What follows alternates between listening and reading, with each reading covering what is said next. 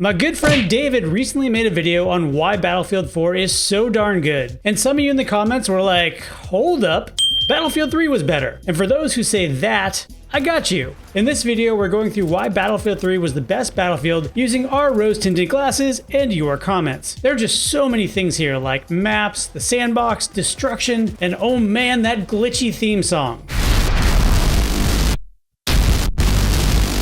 If you want to join us as we reminisce our way to Battlefield 2042's launch, give us the old thumbs up and subscribe to the channel.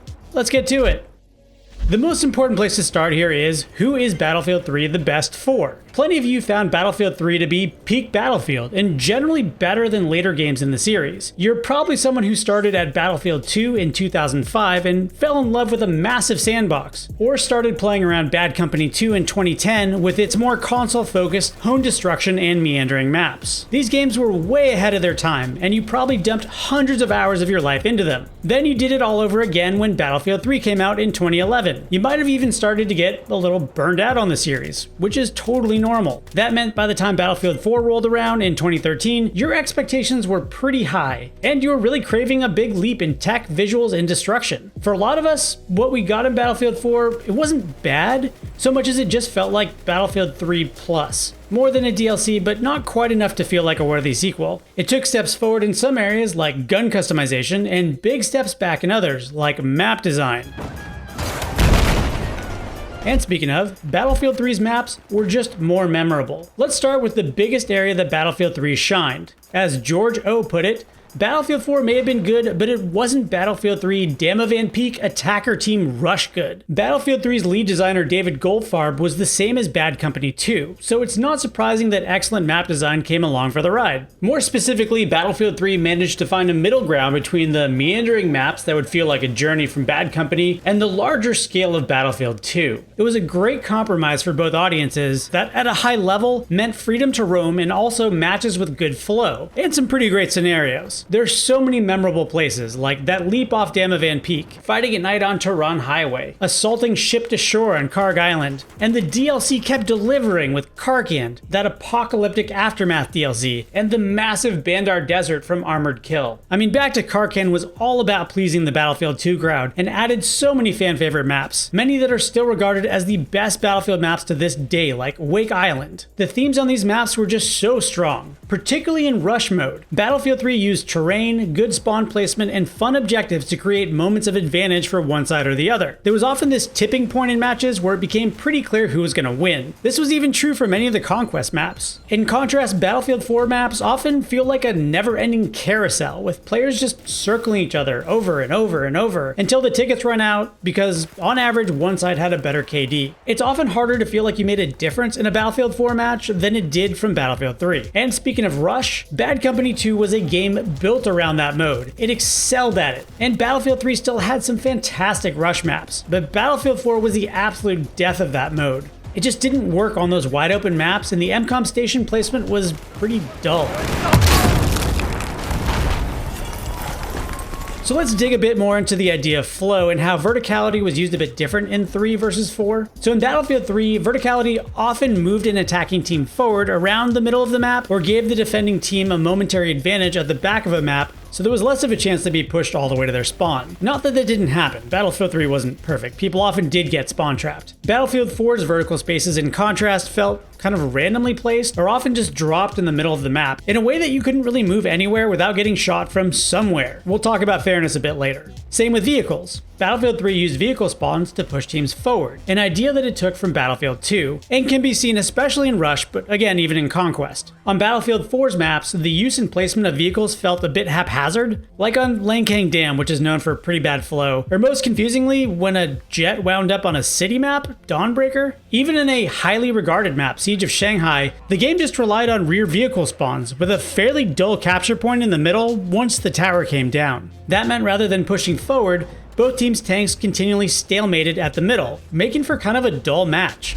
Visuals ahead of their time. You can't really talk about maps without talking about the Frostbite engine, and what a massive leap forward Battlefield 3 was for its time. We're talking about 2011 here. As Centric Terror 27 put it, the reason why I hold Bad Company 2 and Battlefield 3 close to my heart is due to the massive leap that it took with the Frostbite engine. Or Mavhunter 405, who said, I think many, like me, who like Battlefield 3 over Battlefield 4, maybe due to the fact that it brought next level graphics even to the PlayStation 3. It marked an era in the future of next-gen graphics. Battlefield 3 came out a year after Bad Company 2, and as much as I love the Bad Company series, visually Battlefield 3 made significant progress. This decades-old game looks amazing now on my 4K monitor. It's just so rare for a game to come out that makes you realize how much technology has advanced and what games are suddenly capable of. There's this crispness to Battlefield 3 that's a combination of sharp visuals, punchy sound, and constant explosions that's just so immersive.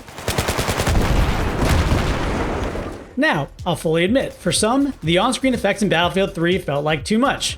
Like, yeah, that's a lot. There was intense lens flare, your eyeballs were dirty or something, and there was this blue tint which honestly I never personally noticed until I read about it, but it bothered a lot of people. I'll also take that any day of the week over later Battlefield titles where textures became extremely muddy and I literally couldn't see enemy soldiers standing right in front of me because they just blended into the background. And don't get me started on those poorly modeled hands in later Battlefield games that are just always in your view, all the time, just constant heebie-jeebies.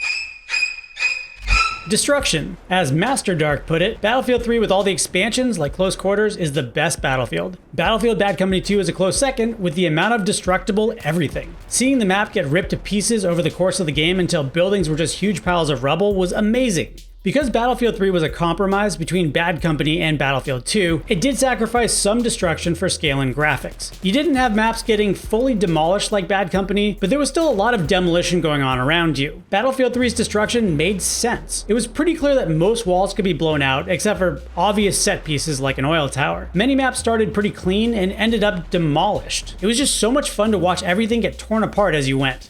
Destruction in Battlefield 4, by contrast, doesn't feel like there's a logic to it. In many places, you have to remember which walls the game will let you demolish. Maps seem to either mostly swap destruction for levolution, or heavily try to control what things you can destroy and where. Ultimately, trading organic destruction for levolution was a downgrade in my opinion. Levolution is fun at first, but then it gets repetitive, and some maps are actually worse after they change. I'm really hoping Battlefield 2042 goes back to letting players blow apart most things like Battlefield 3 did. Time to follow up destruction by talking about guns. Battlefield 3 feels really good to play. It can be hard to put in words exactly what the secret sauce is, but this comment on Reddit stuck with me. What they said was, Battlefield 3 was simplicity and chaos. There was a tightness to the design of everything that really shows in the gunplay of Battlefield 3. Mainly, there was just the right amount of guns and gear for the maps and modes included. Or as Zealoter put it, Battlefield 3 was better, felt more balanced and finished. Destruction was better, you could destroy a lot of buildings and external walls. Just overall gameplay felt better, and I enjoyed Battlefield 3 much more than Battlefield 4. Couple things here. There were fewer guns, but each had a distinct personality, and they were less friendly to handle, which was a classic Battlefield thing. That meant players needed more skill to use them. You really did need to learn how to tap fire many of the weapons, and often going full auto just meant missing a lot more. Battlefield 3 also had grenades pretty under control, with only one type you could hold up to 2 of. But they didn't do a wide area of damage, and they were very situational. Later titles devolved into so much grenade spam that going indoors was flat out not fun, unless you liked being tear gassed, smoked, set on fire, and fragged all at the same time.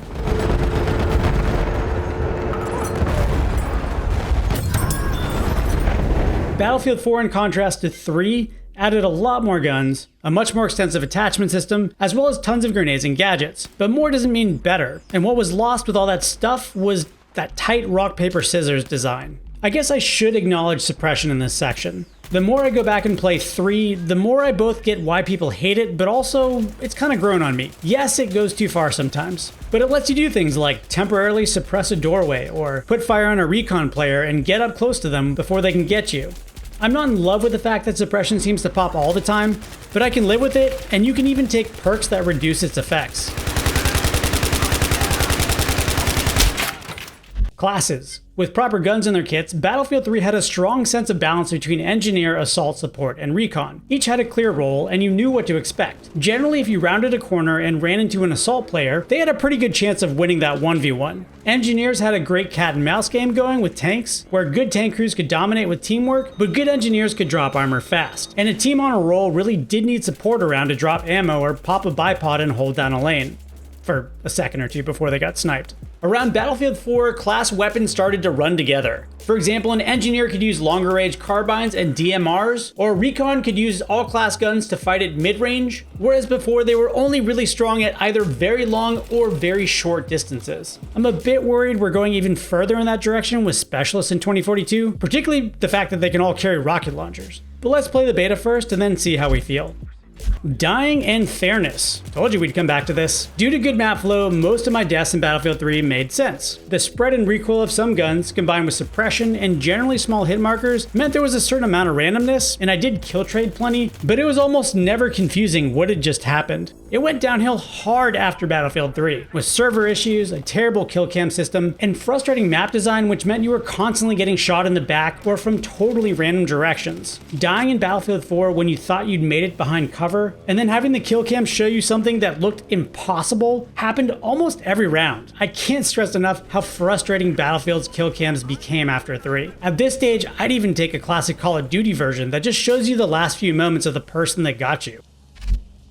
Moments. When you put it all together, the maps, destruction, balance, and gunplay, Battlefield 3 had so many great Battlefield moments. You'd look up and see an attack chopper laying into the other team, or pull off a kill trade with a tank last minute with a blowtorch as it ran you over, or just any huge number of things that could happen in a match. Sadly, I don't have the footage from back in the day, but hardcore mic-only servers were often fantastic, with people calling out the need for a tank to move up and demolish something, or the moment you rounded that corner, spotted an enemy tank 10 feet away from you and thought you were totally screwed, when out of nowhere someone on your team with a jet shouts, "I got this," and top guns their ass. Again, some of this comes down to if you played Battlefield 3 before Battlefield 4, but I don't personally have as many of those same fond memories from 4. If you do have those memories from Battlefield 4, I am not taking those away from you.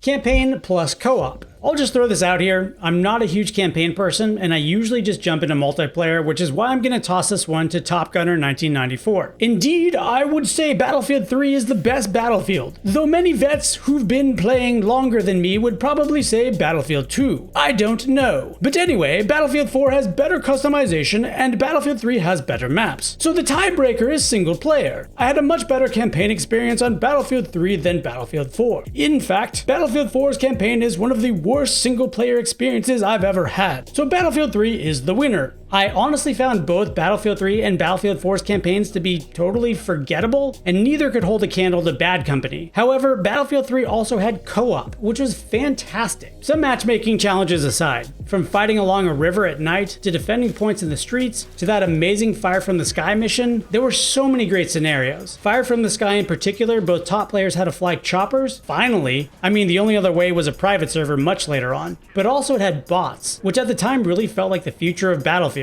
Granted, bots were in the original Battlefield games like 1942, but vanished later in the series. And now they're back with 2042, which also doesn't have a campaign. So these are some of the reasons many of us consider Battlefield 3 to be peak Battlefield. And in some of our eyes, the series declined after that point. I want to stress that if Battlefield 4 was your entry point, that's awesome. I can absolutely see why that was your favorite Battlefield. We're going to keep looking back at what was great about different games in the series, and it feels like Hardline was misunderstood, might need some love. But if there's a Battlefield that didn't get the recognition you feel it deserved, say the Battle Snack sized 1943, tell us why in the comments below. Or maybe you're just this person who said PlanetSide 2 is the best Battlefield game. They're not wrong. We are fast approaching Battlefield 2042's release, with upcoming betas in September and the game being out in October. So head on over to GameSpot's YouTube page, because we're in this together. Thanks for watching.